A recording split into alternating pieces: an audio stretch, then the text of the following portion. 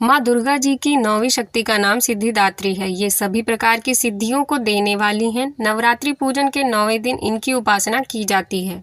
इस दिन शास्त्रीय विधि विधान और पूर्ण निष्ठा के साथ साधना करने वाले साधक को सभी सिद्धियों की प्राप्ति हो जाती है। सृष्टि में कुछ भी उसके लिए अगम्य नहीं रह जाता है। ब्रह्मांड पर पूर्ण विजय प्राप्त करने की सामर्थ्य उसमें आ जाती है। मार्कंडेय पुराण के अनुसार 8 सिद्धियां होती हैं। ब्रह्म वैवर्त पुराण के श्री कृष्ण जन्म खंड में यह संख्या 18 बताई गई है। माँ सिद्धिदात्री भक्तों और साधकों को ये सभी सिद्धियां प्रदान करने में समर्थ हैं। देवी पुराण के अनुसार भगवान शिव ने इनकी कृपा से ही इन सिद्धियों को प्राप्त किया था। इनकी अनुकंपा से ही भगवान शिव का आधा शरीर देवी का हुआ। इसी कारण वे लोक में अर्धनारीश्वर नाम से प्रसिद्ध हुए। माँ सिद्धिदात्री 4 भुजाओं वाली हैं। इनका वाहन सिंह है। ये कमल पुष्प पर भी आसीन होती हैं। इनकी दाहिनी तरफ के निचले वाले हाथ में कमल पुष्प है। प्रत्येक मनुष्य का यह कर्तव्य है कि माँ सिद्धिदात्री की कृपा प्राप्त करने का निरंतर प्रयत्न करे, उनकी आराधना की ओर अग्रसर हो। इनकी कृपा से अनंत दुख रूप संसार से निर्लिप्त रहकर सारे सुखों का भोग करता हुआ वह मोक्ष को प्राप्त कर सकता है। 9 दुर्गाओं में माँ सिद्धिदात्री अंतिम है। यह 8 दुर्गाओं की पूजा उपासना शास्त्रीय विधि विधान के अनुसार करते हुए भक्त दुर्गा पूजा के 9वें दिन इनकी उपासना में प्रवृत्त होते हैं। इन सिद्धिदात्री माँ की उपासना पूर्ण कर लेने के बाद भक्तों और साधकों की लौकिक परलौकिक सभी प्रकार की कामनाओं की पूर्ति हो जाती है।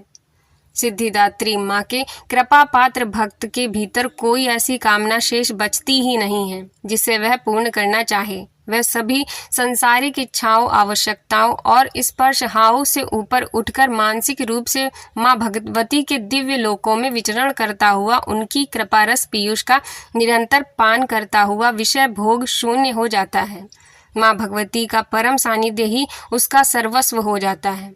इस परम पद को पाने के बाद उसे अन्य किसी भी वस्तु की आवश्यकता नहीं रह जाती है।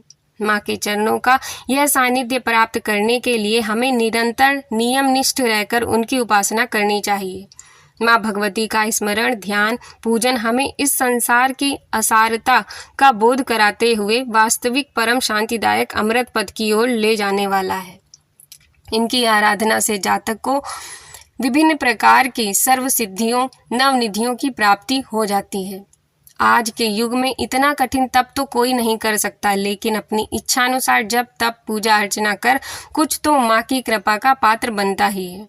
प्रत्येक सर्वसाधारण के लिए आराधना योग्य यह श्लोक सरल और स्पष्ट है। माँ जगदम्बे की भक्ति पाने के लिए इसे कंठस्थ करना चाहिए। नवरात्रि में 9वें दिन इसका जाप करना चाहिए। या देवी सर्वभूतेषु माँ सिद्धिदात्री रूपेण संस्थिता, नमस्तस्यै नमस्तस्यै नमस्तस्यै नमो नमः। हे माँ सर्वत्र विराजमान और माँ सिद्धिदात्री के रूप में प्रसिद्ध अम्बे, आपको मेरा बारंबार प्रणाम है।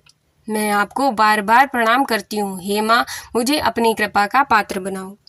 वीडियो देखने के लिए आपका बहुत बहुत धन्यवाद।